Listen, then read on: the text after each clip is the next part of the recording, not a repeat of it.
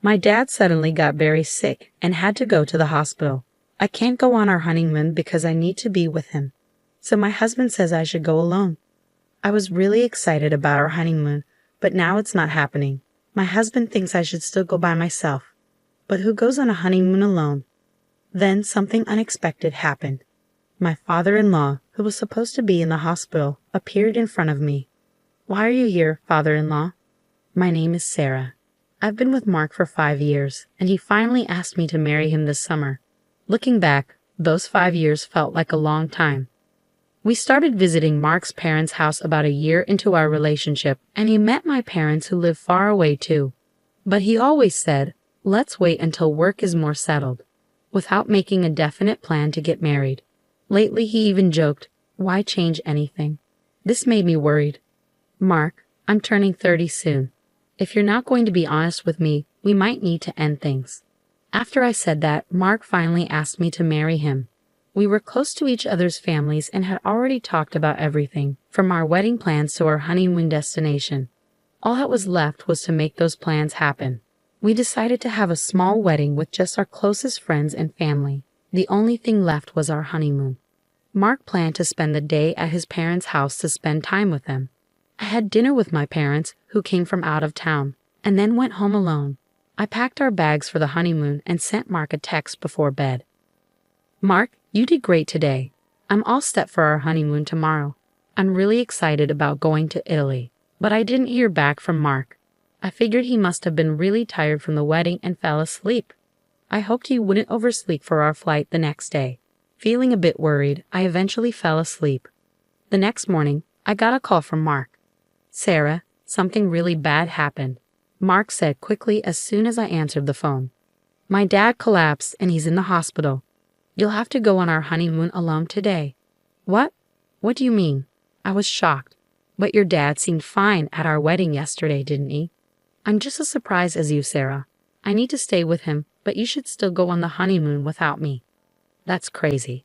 If your dad's sick, I can't just leave for our honeymoon.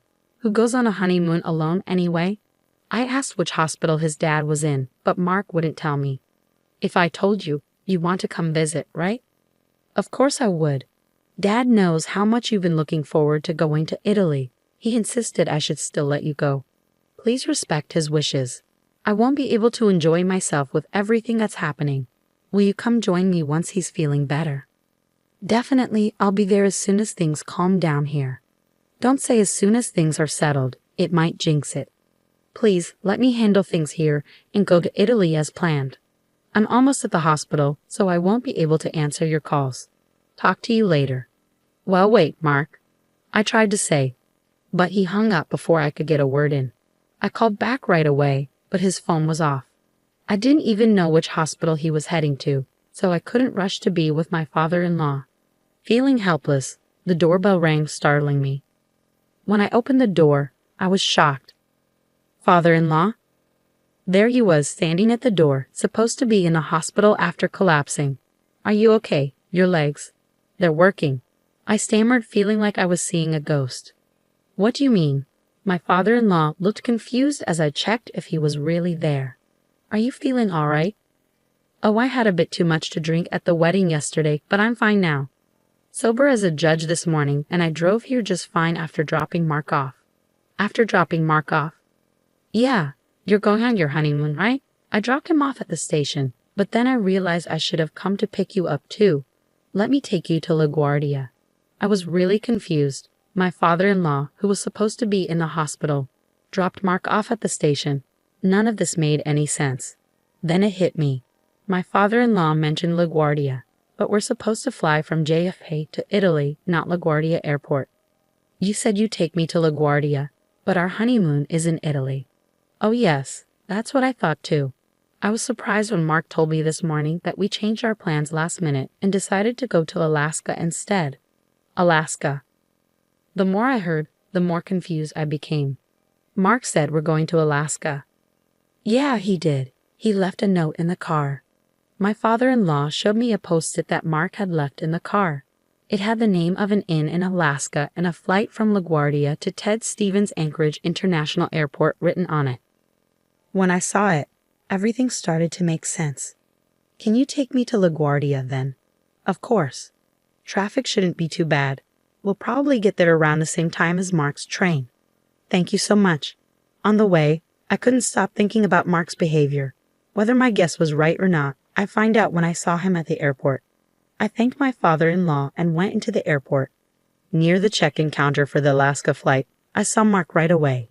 He was with another woman, cozying up together and picking out drinks. My suspicions were confirmed. He had been cheating on me. Maybe it started while we were living together. His reluctance to get married might have been because of her. And now, not only was he having an affair, but he was also going on a trip with her on the day of our honeymoon. I stood boldly in front of him. Mark, holding drinks and about to leave the store, saw me and looked shocked. Sarah, what are you doing here? Same question to you. Why are you, who should have been at the hospital with your dad, here? I just came to buy some stuff. Stuff? Did you really come all the way to LaGuardia just to buy drinks? Yeah, Dad wanted some specific airport water. That's funny you say that because I was just with your father. Huh? Your dad came to pick me up in his car. He seemed perfectly fine, which was a big surprise. Oh right, after we talked, he suddenly felt better. He's always been resilient. Mark was sticking to his story. Amidst my shock, I couldn't help but think, what excuse will he come up with next? So who's this woman? Where were you two planning to go? Well, oh right, she's the nurse who looked after Dad. We're going to check out a rehab center for him in Alaska. Your excuses are painful to hear. I was speechless and sighed in disbelief. Enough. Your lies are giving me a headache. It's not a lie, she's really my dad's. Mark's words were interrupted by a voice from behind. My what? I turned around and saw my father-in-law standing there. I thought you went home, I said. I had a feeling something wasn't right, Sarah, so I parked the car and followed you. Looks like I was right. Seeing his dad there, Mark knew his lies weren't going to work. He looked nervous. My father-in-law asked sternly, Who is this woman? Well. Before Mark could say anything, the woman spoke up. I'm Amy, Mark's girlfriend. Mark quickly covered her mouth. What are you saying? You need to be honest, Mark.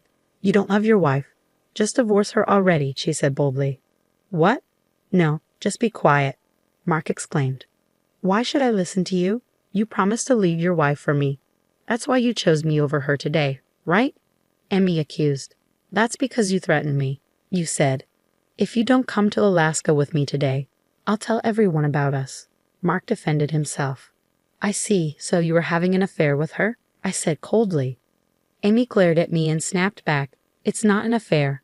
Mark and I are serious about each other. He never wanted to marry you. At that point, I didn't even want to argue anymore. Fine, do whatever you want. Leaving Mark and Amy behind, my father-in-law and I left the airport. It was 5 days later when Mark came back home. The doorbell rang, and I talked to him through the intercom. Sarah, can you open the door? I can't unlock it. Oh, I changed the locks. You changed them? Why would you do that without telling me? I don't want someone I don't know having a spare key to our home. Someone I don't know? Are you talking about me? Who else would I be talking about? I've got the divorce papers ready, so just sign them. Wait, let me in first. We can talk about this. I kept the door chain on and passed the divorce papers through the crack. There's nothing to talk about. Once you sign these papers, can you leave right away? Don't be so angry. I've decided to end things with Amy. Huh? What do you mean? She's awful. I only agreed to go to Alaska because she threatened to tell everyone about us. But the trip was terrible. She complained the whole time about the inn and the weather. I told her I won't divorce you. Please break up with me. I don't care if you break up with that girl or not. The only option for me is a divorce, even if you don't agree. Don't say that. Are you mad because we didn't go to Italy? It's too late now, but do you want to go? Are you serious? How can you even suggest that? I was wrong to think I could reason with you. A man who cancels our honeymoon to go on a trip with his mistress isn't reasonable. Sign the divorce papers now and also sign this. I handed him another document through the crack. What's this? He asked. It's a payment agreement for alimony and the cancellation fee for our honeymoon. I had a lawyer prepare it while you were away. I'm saying I don't want a divorce. You're the one who wants it, so why do I have to pay alimony? I want to try again. You can't ignore the consequences of cheating. Infidelity means alimony, and the decision to start over isn't yours, considering you cheated. What about this cancellation fee? We don't get a refund for canceling our trip last minute. Since you caused it, you should pay. I told you to go alone. Not going was your choice. How could I go alone on our honeymoon? And you lied about your dad being sick to cover up your affair. I couldn't go in that situation. I wanted to go to Italy with you, but Amy threatened me. You wouldn't want me to lose my job, would you? Amy threatened to expose you at work. Yeah, exactly. If she says she'll do something, she'll do it. It's all Amy's fault. Amy did give off a vibe of unpredictability. I mean, she even boldly declared herself as Mark's girlfriend directly to his wife. She must be quite bold. But strangely, I felt relieved. With someone like Amy in the picture, Mark's actions would eventually catch up with him, even without my interference. All I needed now was to get him to sign those divorce papers.